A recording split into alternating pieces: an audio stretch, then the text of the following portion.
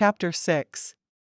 As soon as they'd finished eating, the men made preparations for the storm to come. For a moment, Josie thought about inviting the other couple to stay because she was worried about what they'd eat, but they'd managed for 2 years without her.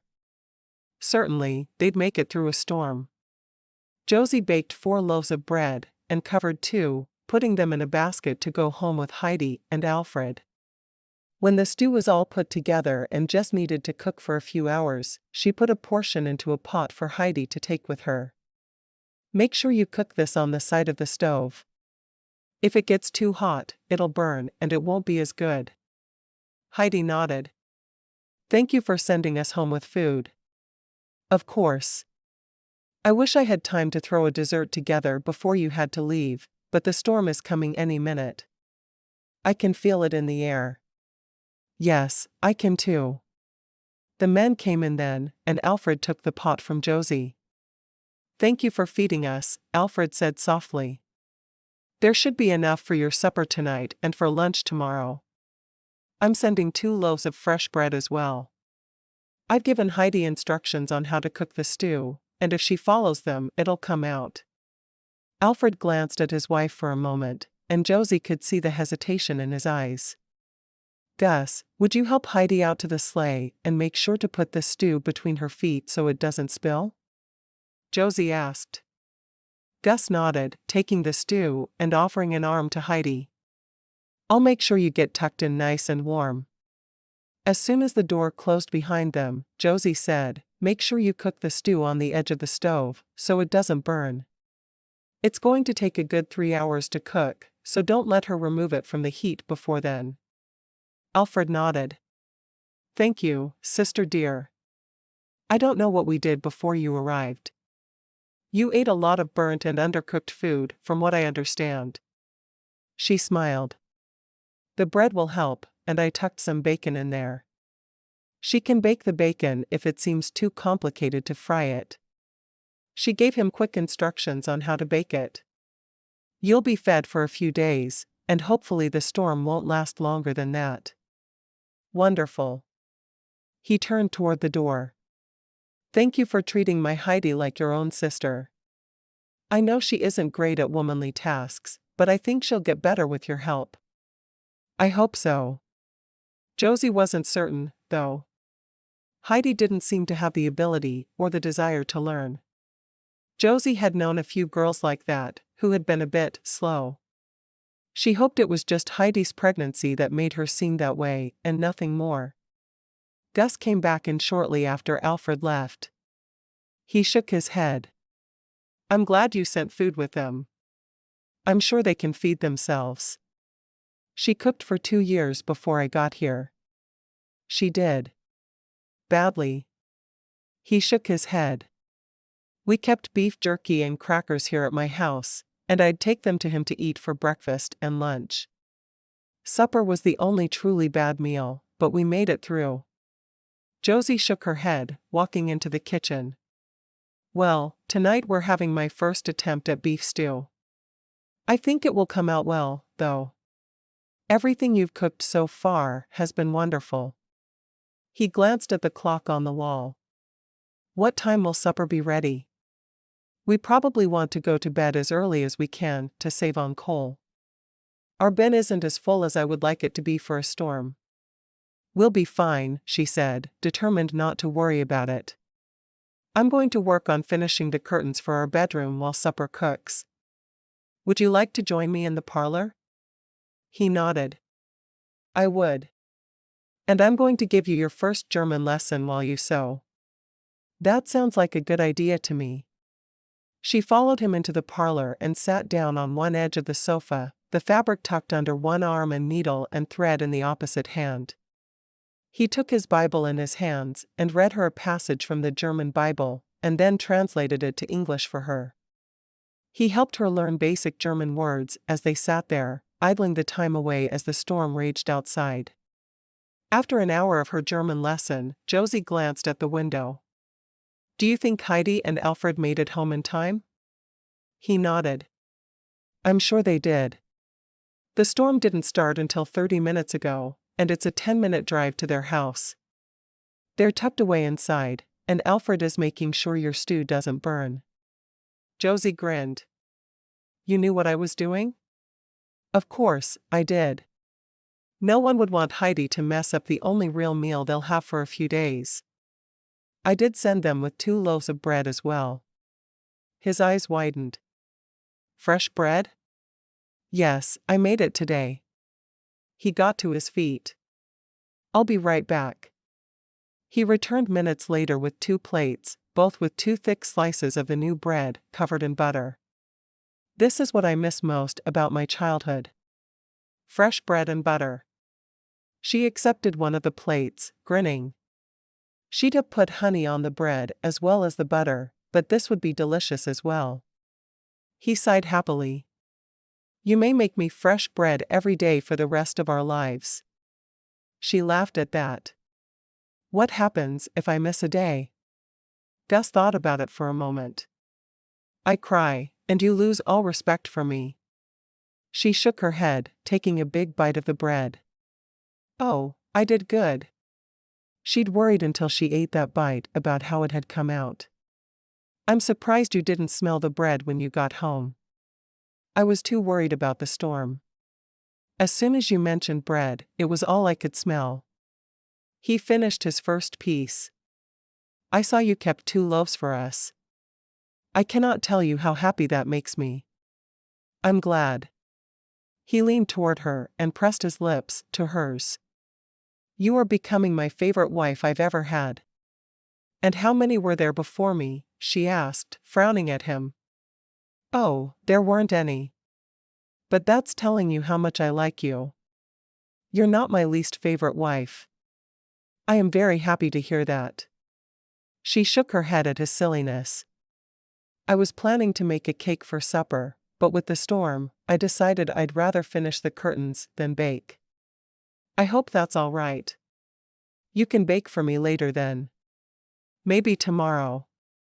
We'll be inside for 2 or 3 days. There's plenty of time for you to pamper your husband. Maybe you should make a list of things for me to do to pamper you. I've never had a husband to pamper before. You will learn. I can already tell you have an aptitude for pleasing your husband. Gus grinned at her, glad she could easily accept his teasing. She truly was a good woman. When supper time came, she was happy to eat with just her new husband. Yes, she was nervous around him, especially about the night she had before her, but they had been alone very rarely since her arrival. Oh, I invited Heidi and Alfred to eat breakfast with us every morning until the baby is born. Josie hoped he wouldn't mind, but she truly didn't know what else she could do. He nodded. I think that's a good thing.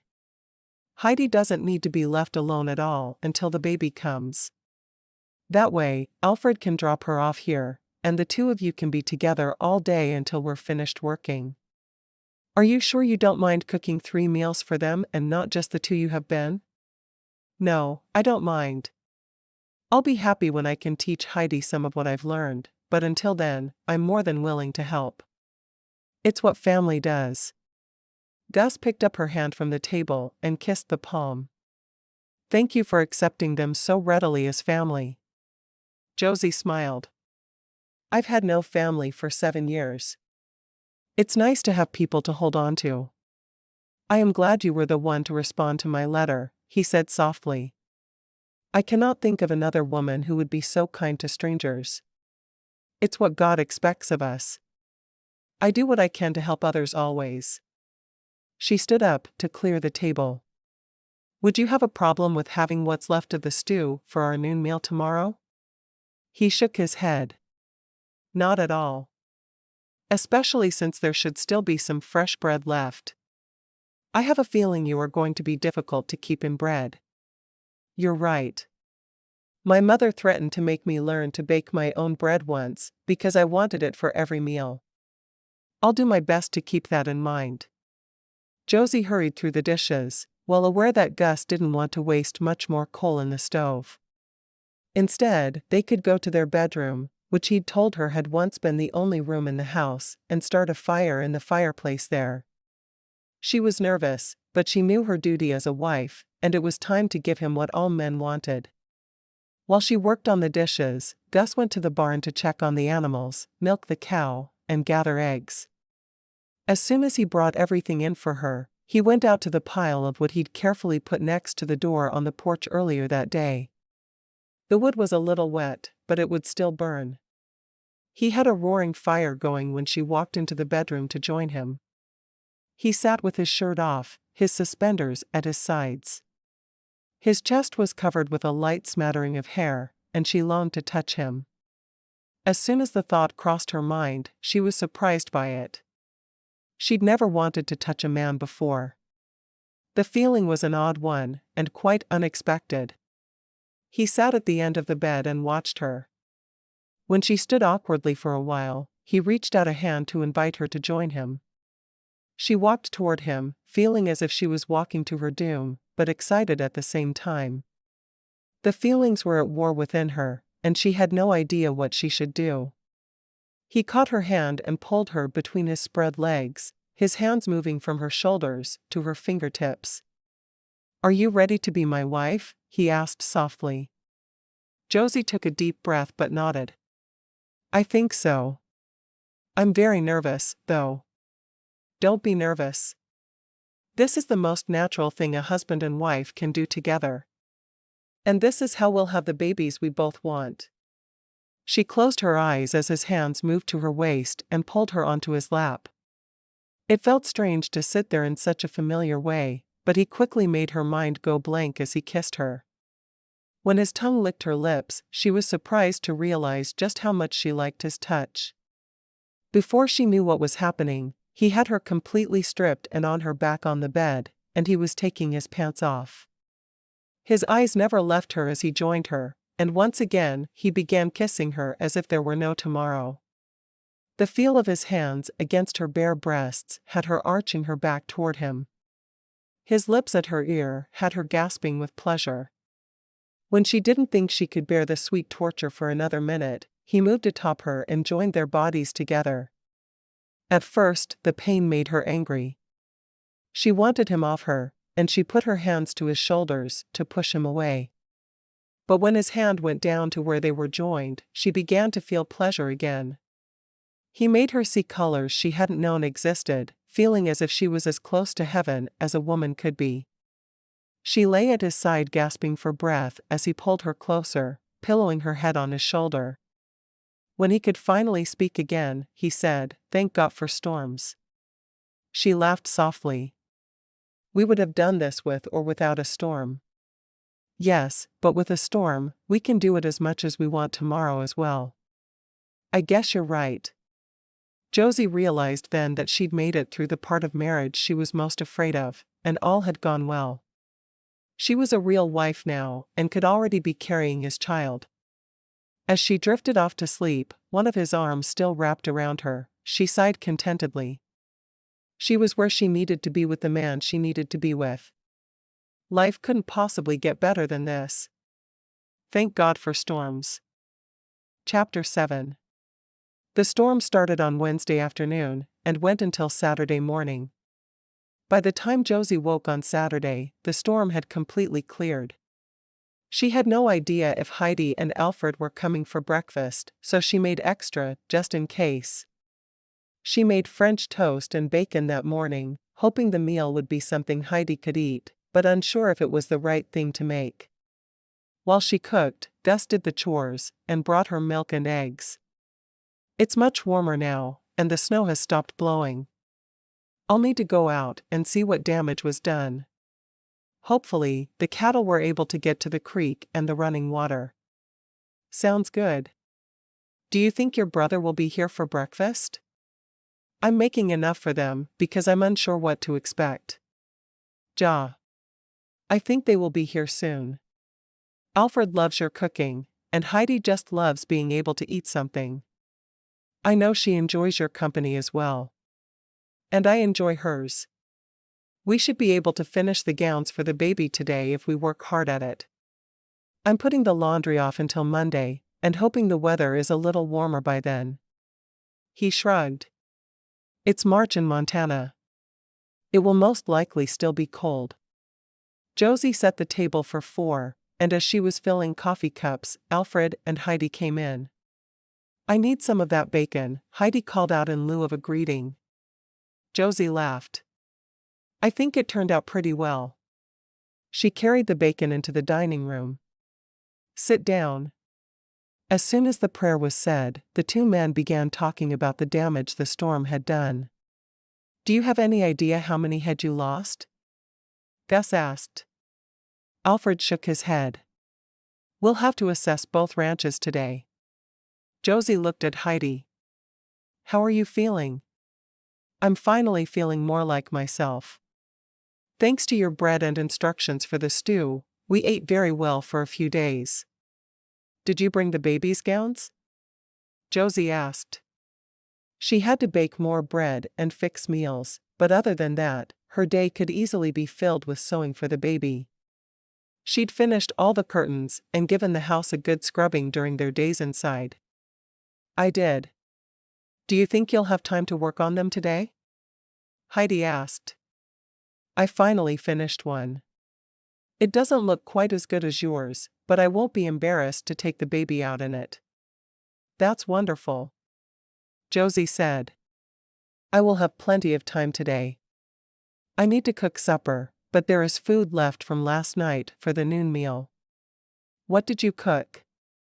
"I made navy beans with ham and served it over rice. It turned out very well. And I've discovered that my husband thinks he needs to eat 2 loaves of bread every day by himself, so I'm going to have to bake more bread than I did the other day." Heidi laughed. "I could have told you about Gus's little problem with bread. He's always been that way. Now you don't need to tell me, because I figured it out for myself. He couldn't even wait to have bread with supper on Wednesday night. Instead, he buttered a couple of pieces and ate them as a snack. I need to really do better with how much bread I make. If you could start sending a loaf out with Alfred and me to eat while we work, it would be much appreciated."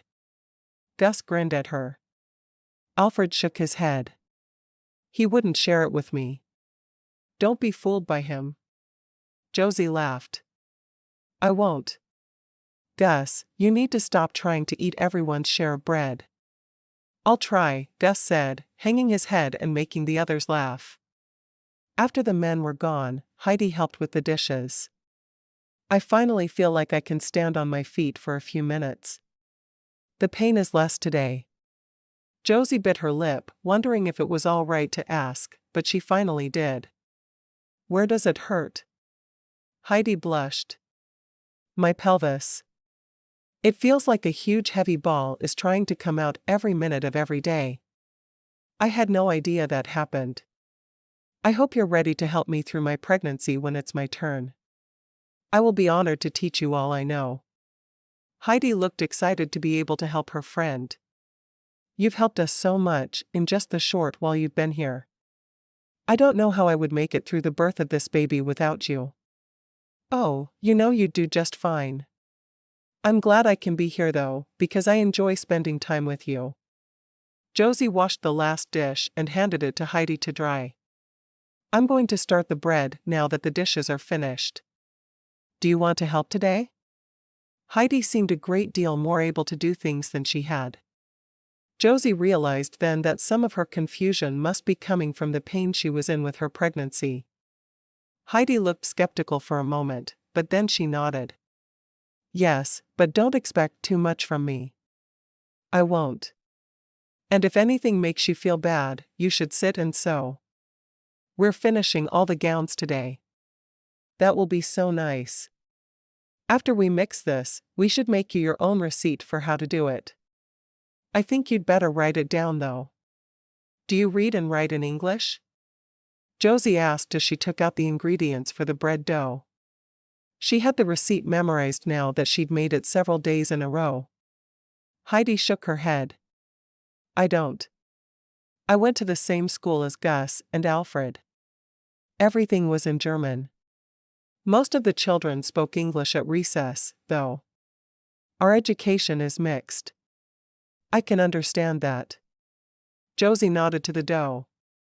I'm going to make double the bread today and send you and Alfred home with 4 loaves. Heidi laughed.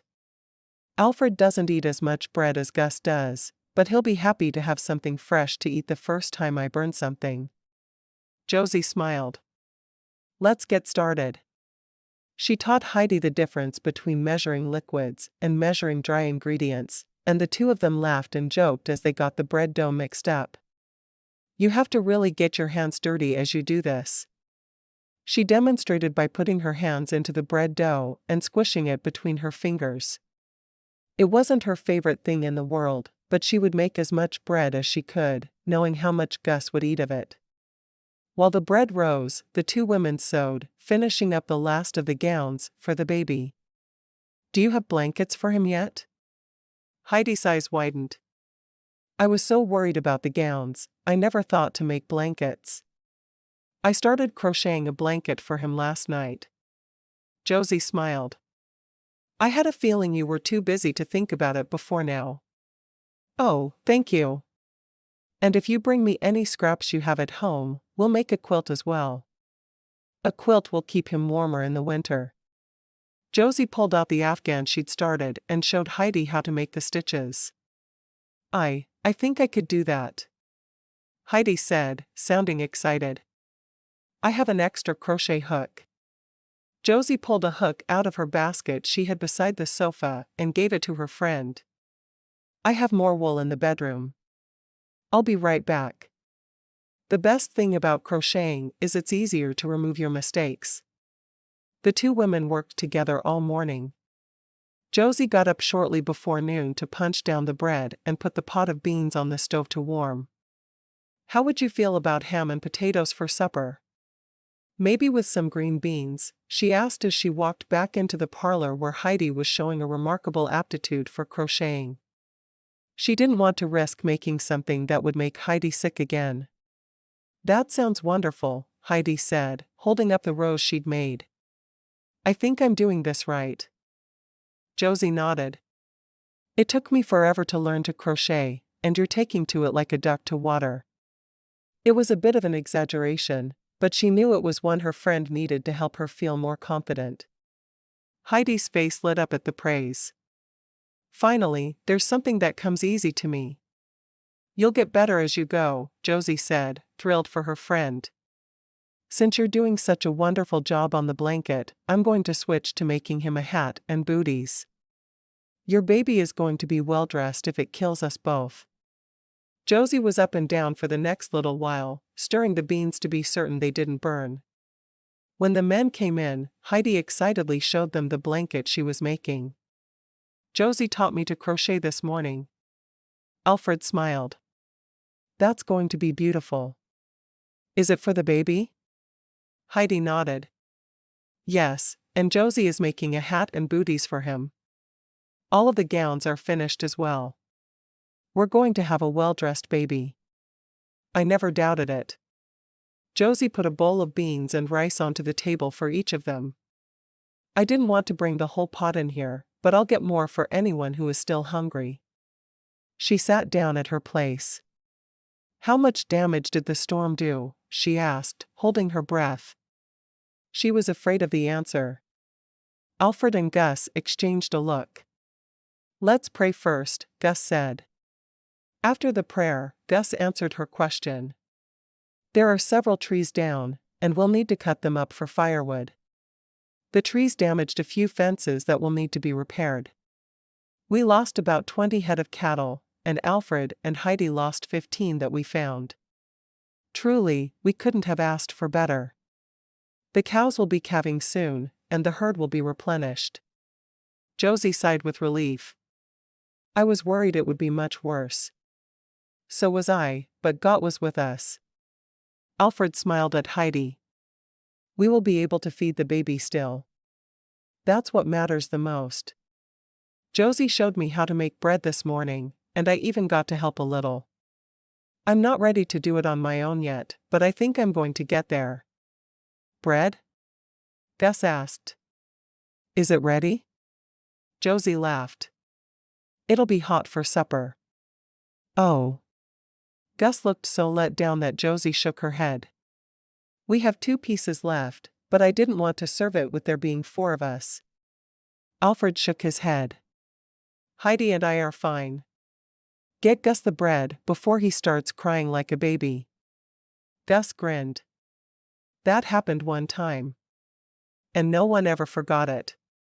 Josie got up and buttered 2 pieces of bread for Gus and brought them to the table on a plate.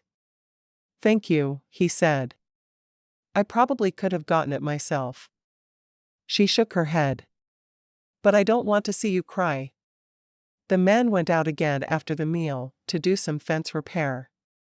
Some of the fallen trees had knocked down sections of the fence that divided Gus's land from one of his neighbors. The brothers didn't bother to build a fence between their own properties. Their brands were different enough from each other that they could always tell which cattle belonged to which brother. After they were gone, Josie and Heidi did the dishes together, and then they retired to the parlor where they worked on their tasks. You don't need help with your curtains? Heidi asked. I finished them all while we were stuck inside. I hate sitting idle. I used to hate it. I swear this baby is making my brain shut off. I can sit and stare at walls for hours on end now. Josie smiled. Then I'll help you until he's born. Simple solution. Are you looking forward to meeting everyone at church tomorrow? Heidi asked. You know, I'm really nervous about it. I don't speak any German except the few words Gus taught me during the storm. I can say yes and no, and hello and goodbye. Nothing else. You'll learn fast, Heidi said. You seem to learn everything very quickly. I hope I learn. I worry that I'll be isolated from the entire congregation because I won't be able to communicate with them. It's hard enough being a mail-order bride, but to not speak the language? No one will even look at me twice. Heidi shook her head. Most of the women are very kind. They just don't have a need for a woman as young and useless as I am. She looked down at the Afghan.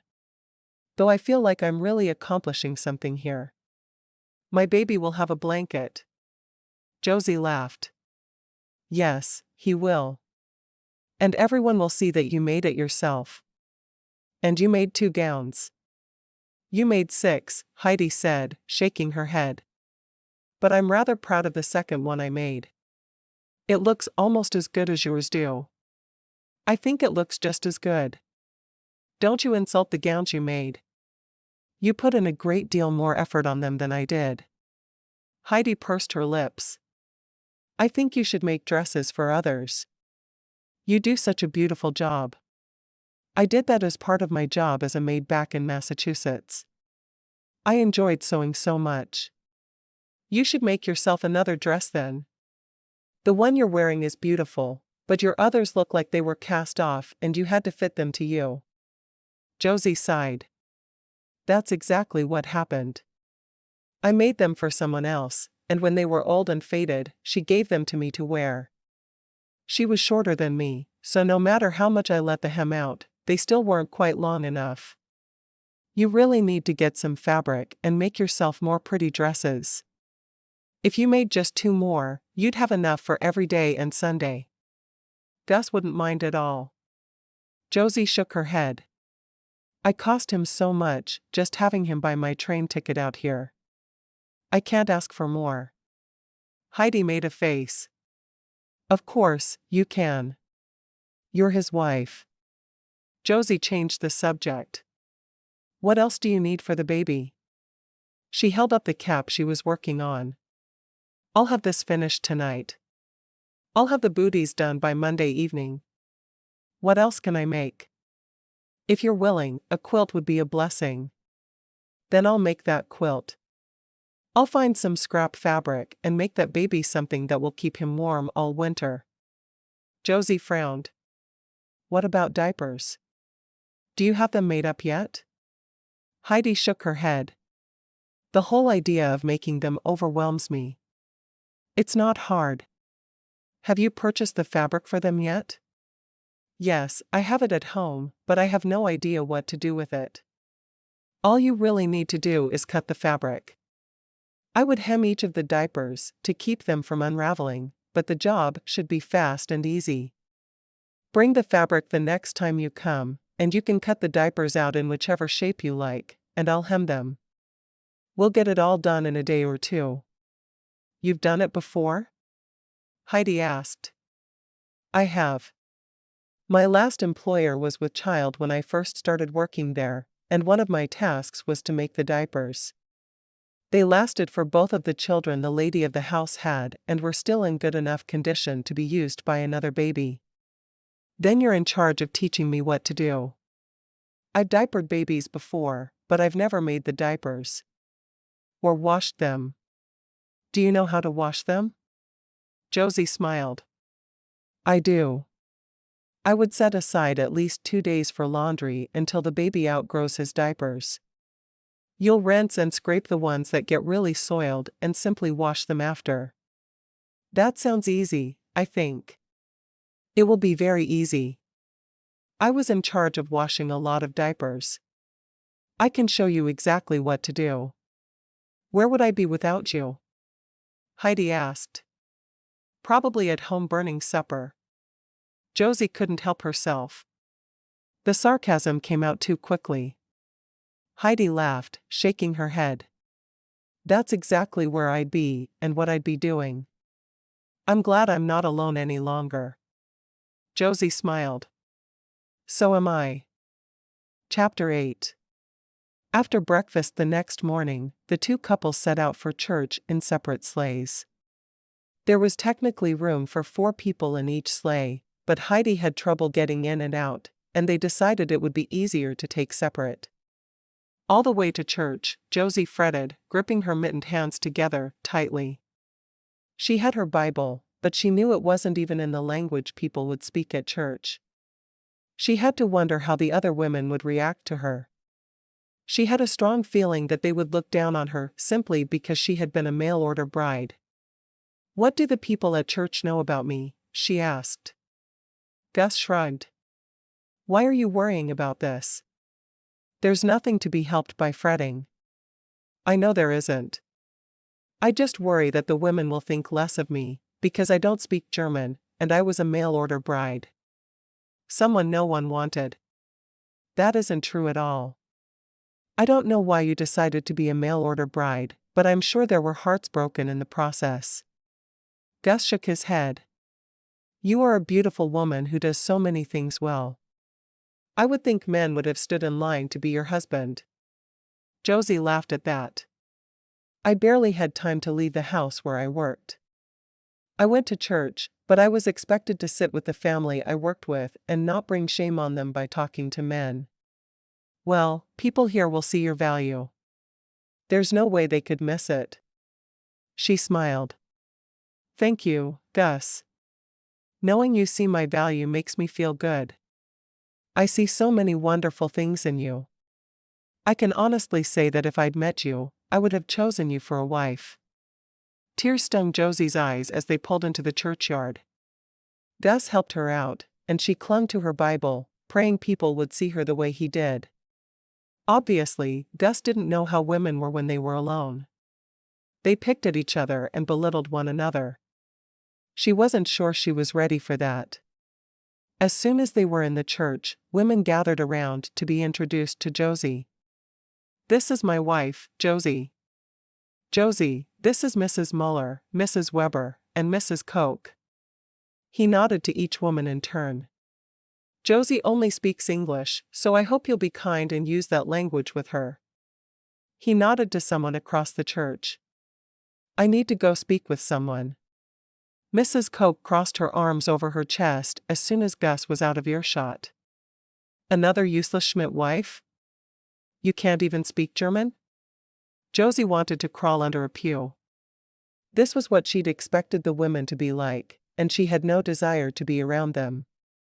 I never had the opportunity to learn German, but Gus has taught me a few words in the time I've been here, and I hope to learn the language quickly.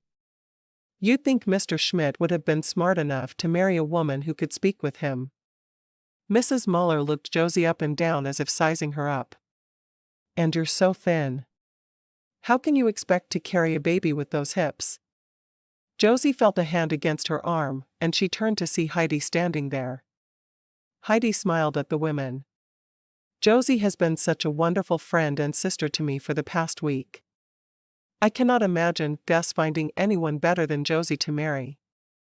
The women looked from Heidi to Josie. Useless Schmidt women. Mrs. Weber made the proclamation before she turned her back on Josie, saying something loud in German. When the other women laughed, Josie sighed. Well, that went as I expected. Don't worry about them, Heidi said. We'll be useless Schmidt wives together. They sat down in one of the pews together, not wandering around and meeting any of the other women. Josie wasn't up for being rejected again so quickly. Are they always that way? Josie asked softly, hoping no one would hear. Heidi nodded. Mrs. Muller is my midwife, and she started telling everyone I was useless after coming over for my first appointment. I don't care though. Alfred loves me as I am. Josie shook her head. No wonder you were so excited when I arrived. You really did need a friend and sister, didn't you? I did. More than I care to admit really. When I realized I would go to a German-speaking church, I was certain that everything would work out and the women would be as kind as they were in my congregation back in Pennsylvania, but they, well, you saw them. I don't know why they see me as less than them, but they do. We'll have to throw a little party after the baby is born and show them that neither of us are useless. Why would we do that? Heidi asked. We have nothing to prove to them. Josie realized her friend had been dealing with the women's rudeness for much longer than she had. No, we don't. But if they won't see that we're one of them, we'll never be included in anything. I don't care, Heidi said softly. I don't need any other friends now that you're here. Josie smiled. Maybe. I wonder if the men would consider an English-speaking congregation. I don't think they would, Heidi responded. None of us can read or write English. Josie sighed. It was a thought. The pastor stood up in front of them then and said some words in German. Heidi got to her feet and Josie followed suit, having no idea what had been said. Heidi reached for a hymnal, and Josie tried to follow along with the singing, but not only did she not know the song, she couldn't read the language in the hymnal. By the time they left church that morning, Josie felt as worthless as the women had said she was. She had no idea why some spiteful words would have the power to make her feel so poorly about herself, but she'd been through the whole thing before. Mean women could make her feel like she was less than worthy. The whole drive home, Josie thought about how the women had treated her, and how they'd all treated Heidi as well. She couldn't help but wonder if the men knew how the women were treated. By the time they were home, she felt even worse than she had when she'd stepped out of the church. She hurried inside and started lunch, simply warming the ham and potatoes they'd had the previous night. While they ate, the men talked about the ranches and what they felt they should work on that week, while the two women remained silent. What was there to say? Josie did the dishes alone, and after the meal, the others taught her the German card game, Skat. It was something she'd never heard of, but Josie quickly became fond of the game. Between hands, Josie prepared their supper, doing just a little at a time so she could spend time with the others while they had a day of rest. Heidi was obviously feeling unwell again, and Josie had to wonder if it was the way they'd been treated at church and not pregnancy symptoms at all. I'm planning to do laundry tomorrow, Josie said. If you want, bring your clothes and we'll wash them together. Heidi nodded. I will do that. I might need to have Alfred carry ours though, she said as she played a card. There is too much for me to bring by myself. Alfred nodded. I will carry them. Heidi hasn't felt up to doing laundry for a while now. Josie shook her head. Why didn't you tell me? We could have worked on it. We will tomorrow, Heidi said. And I will bring you some scraps tomorrow to start on the baby's quilt. You'll show me? If you want to learn, I'd be happy to show you. Josie wanted the other woman to learn more things, but she didn't want to feel like she was forcing her to learn. It was hard to know whether she should push her or simply believe everything would turn out fine. I do want to learn. My mother loved to quilt, and I would like to have my baby always sleep under warm quilts as I did. Then I'll teach you. How is the Afghan coming? Really well. I think I can have it done by the end of the week. I had no idea how much I would enjoy crocheting. It's not something my mother ever did. When it was time for supper, they cleared the cards off the table and ate there. The men had been in good spirits all day, while Josie and Heidi had been more thoughtful. It had definitely been a difficult day for Josie.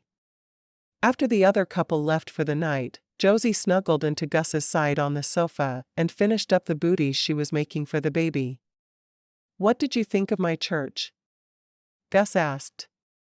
Josie took a deep breath, considering how to answer the question. The women were unkind to both Heidi and me. They made it clear they think all Schmidt women are useless. You must have misunderstood. Were they speaking German? No, they were speaking very clear English.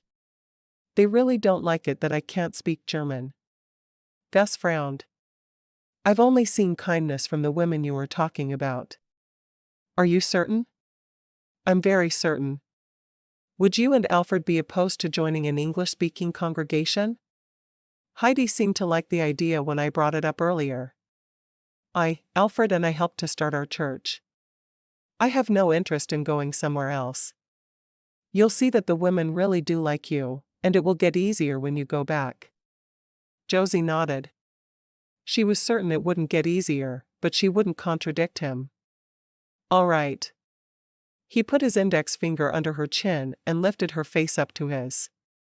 You were really bothered? I was. And so was Heidi. I will talk to Alfred and think on this. He brushed his lips against hers. You are my wife. Your happiness means a great deal to me. Josie sighed, leaning in for his kiss. One thing she'd learned since coming to Montana was that she really enjoyed kissing. It was something she'd gotten off the train afraid she could never allow, and now she sought out kisses from Gus. Of course, Gus made her feel cared for in a way she never had before. I'm glad you made all the curtains, he said finally when they both came up for air. Why is that? She asked, confused. Because I don't have to worry about anyone looking in the windows and seeing me take your clothes off. Josie laughed. But you're not taking my clothes off. He got to his feet and put her crocheting on the sofa beside her, and then he scooped her up in his arms and carried her toward the bedroom. I would undress you in the parlor, but it's not warm enough there. We'll build a nice fire and enjoy ourselves. Josie shook her head. There are other ways for a married couple to enjoy themselves. Gus frowned at her. But none are quite this much fun. This is true. Much later, after they'd sated themselves, Josie lay with her head pillowed on his shoulder, thinking about their day. Church had been an absolute nightmare as she'd suspected it would be, but the rest of the day had been spent in conversation and laughter. She'd talked to Heidi about it again the next day while they did laundry. There had to be a solution to the problem.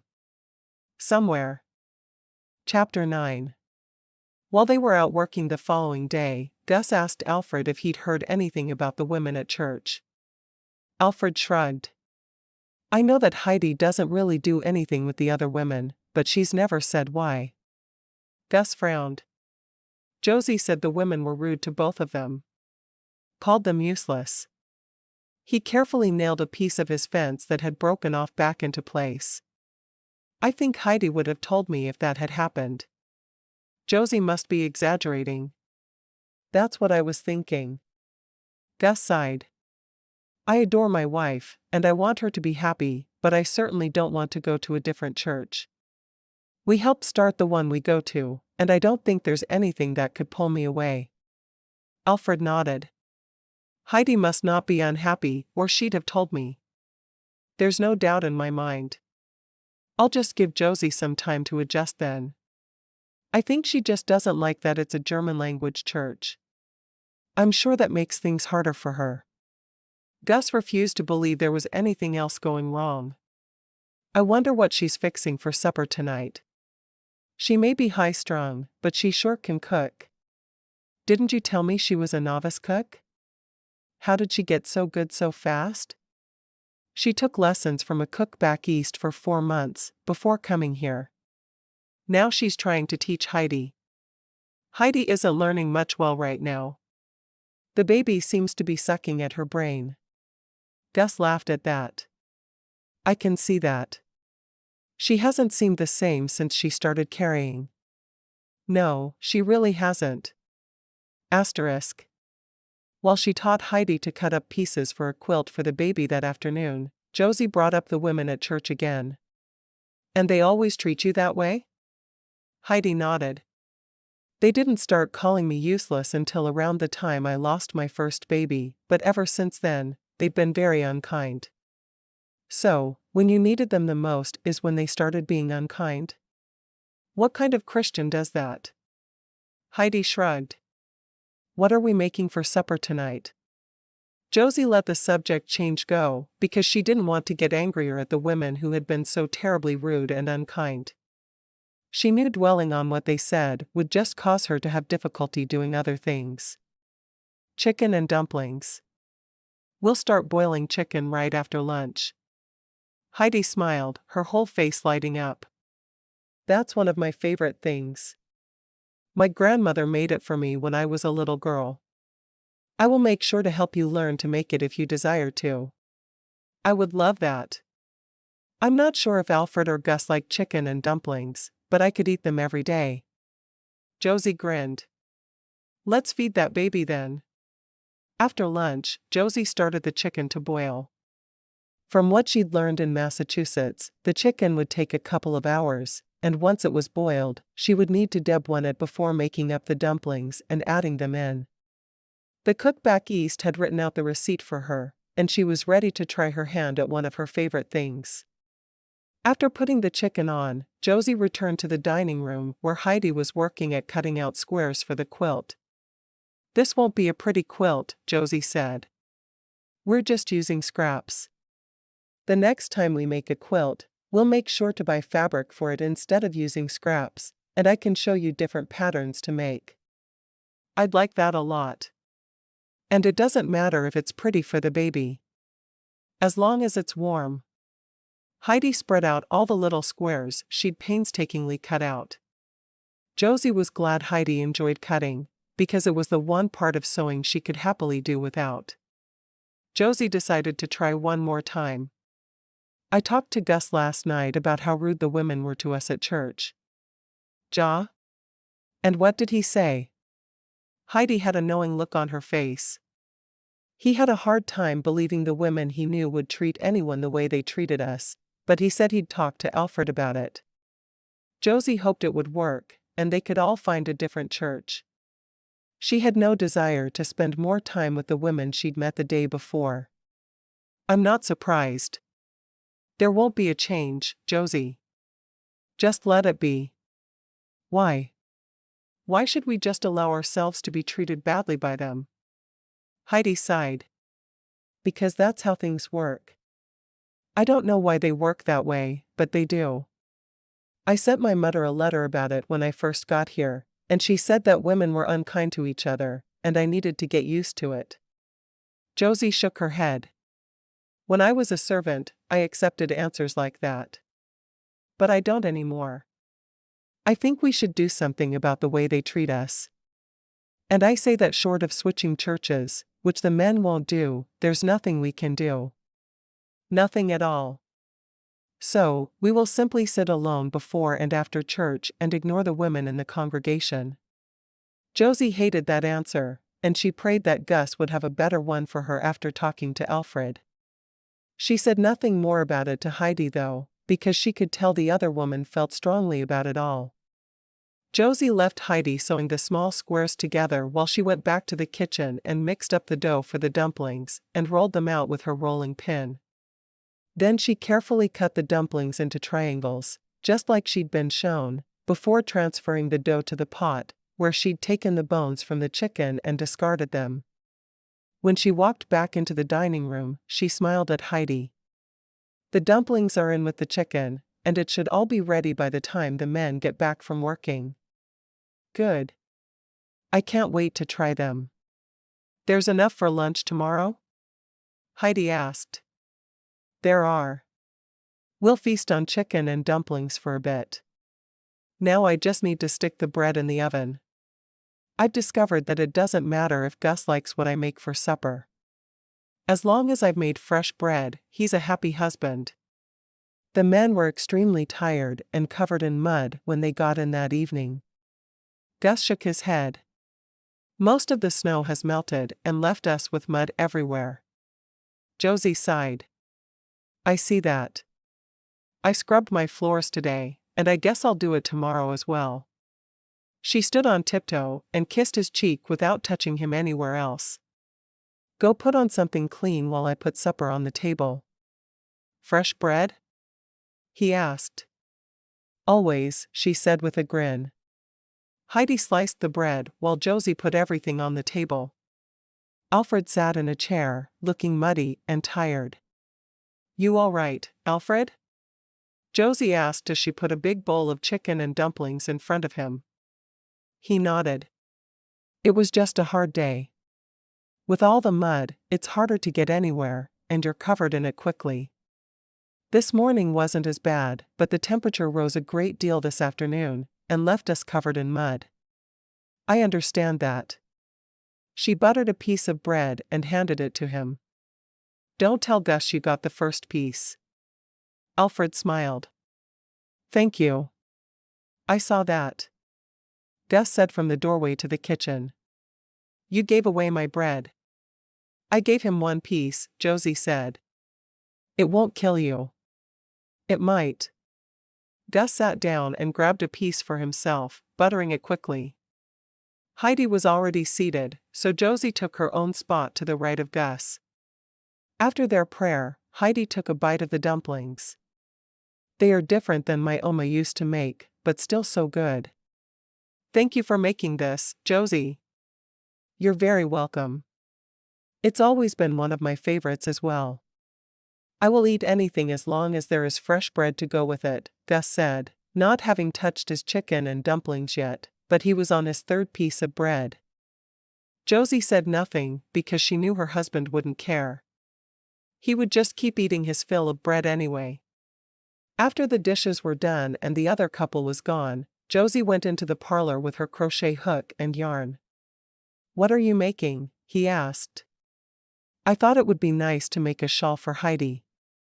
Everything we've been working on has been for the baby, but Heidi needs a little love too. He snorted. Trust me. Heidi gets plenty of love from Alfred. He practically worships the ground she walks on. That's a good thing. Josie said. I know she has a hard time being so far from her family. I'm glad Alfred loves her like he does. I never thought of that. It must be hard for her. And she had no female friends until you came here. It is good you are my wife. It's very good, Josie said with a smile. I kind of like you. He chuckled, obviously not worried about his wife's feelings toward him. Is that so? Do you like me enough to let me undress you again? Josie sighed. I can't work on this shawl in front of Heidi, so I must work at night. You're going to have to let me work for at least another 30 minutes, and then you may undress me. She winked at him. Fine. I will wait. But not for long. After making love that night, they lay together in bed, both of them drowsy. What do you want for supper tomorrow night? She asked. Bread, he said, making her laugh. I'm worried about your obsession with fresh bread. What did you eat before I came here? She asked. Plenty of jerky and crackers, and as little of what Heidi made as possible. I'll make bread tomorrow, of course. She yawned. Good night, Gus. Sleep sweet, Josie. *. The week seemed to fly by for Josie, and before she knew it, it was already Saturday.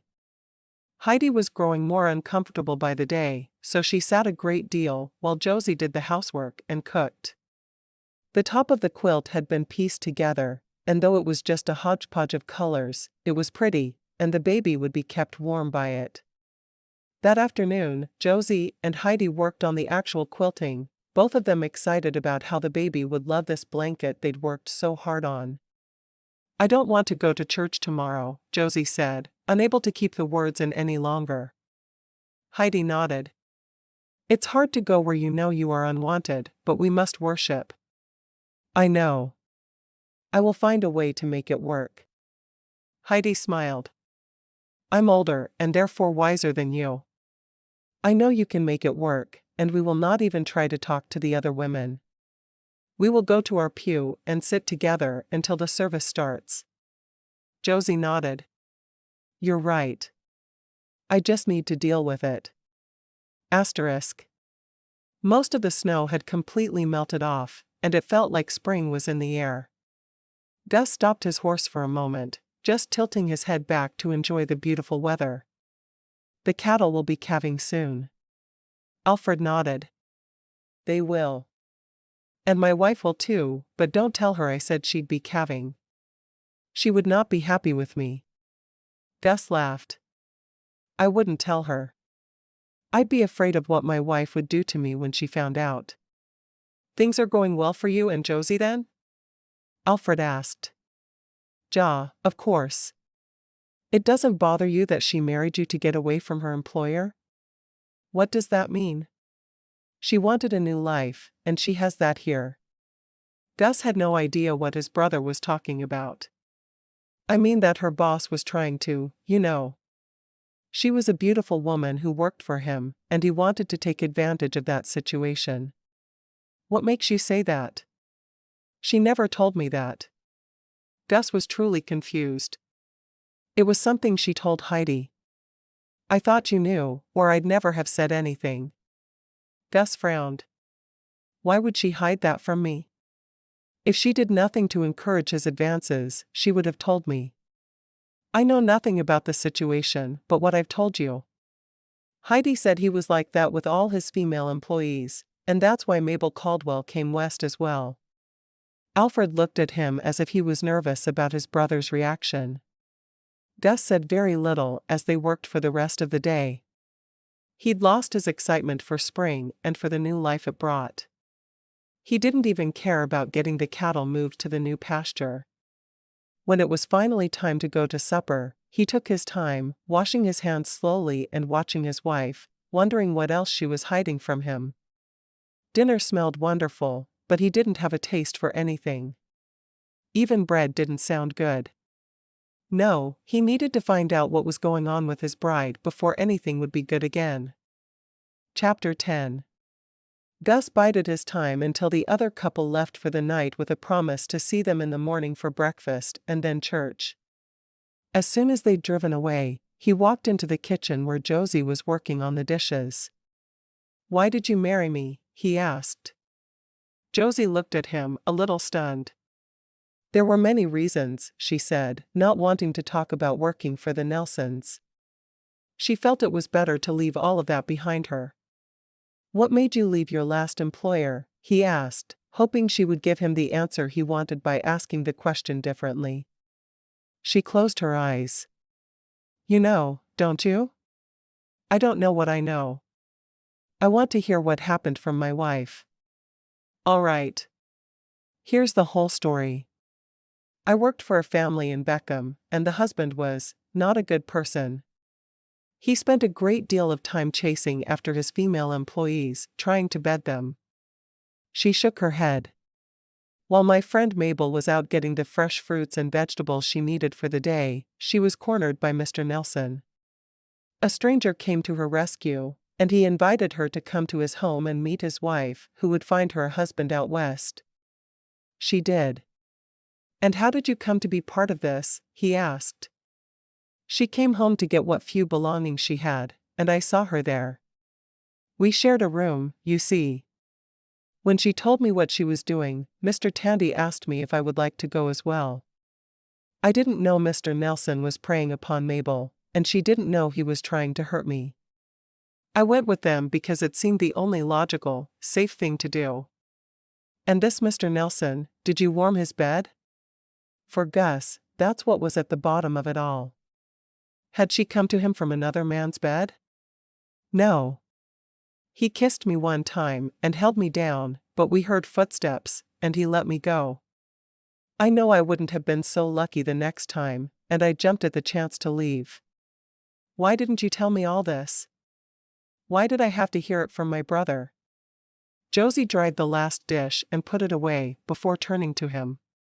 Because I was afraid you'd reject me if you knew the truth. I did nothing wrong, but I still felt dirty from the way he had touched me. Gus frowned at her. I will need to think about this.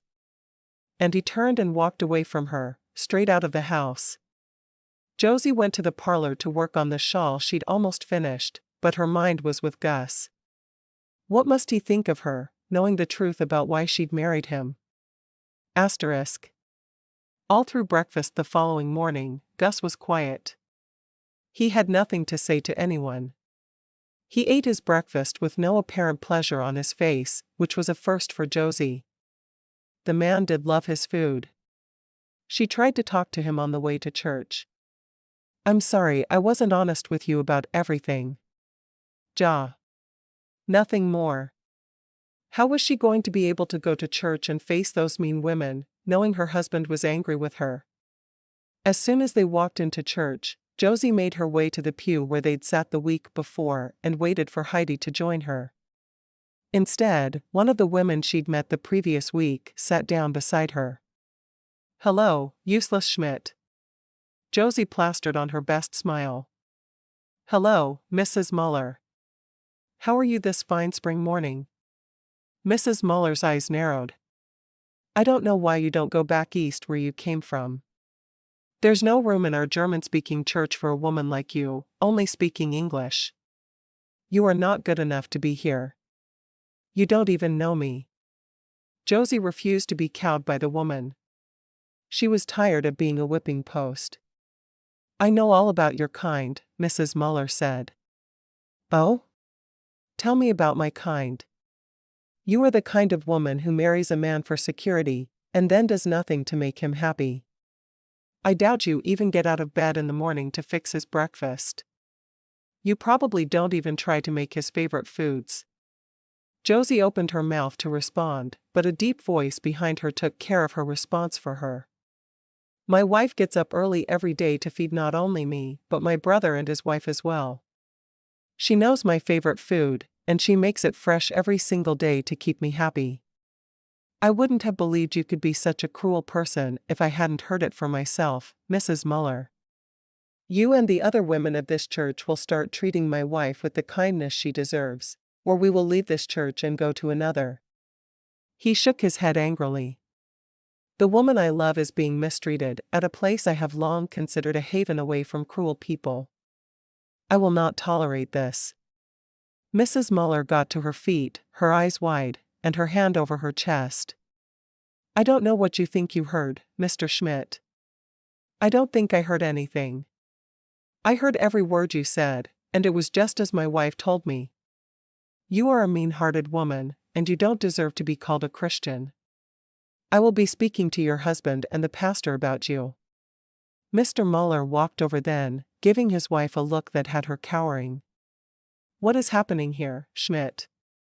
Gus briefly explained what he'd heard and what his wife told him had been said the week before.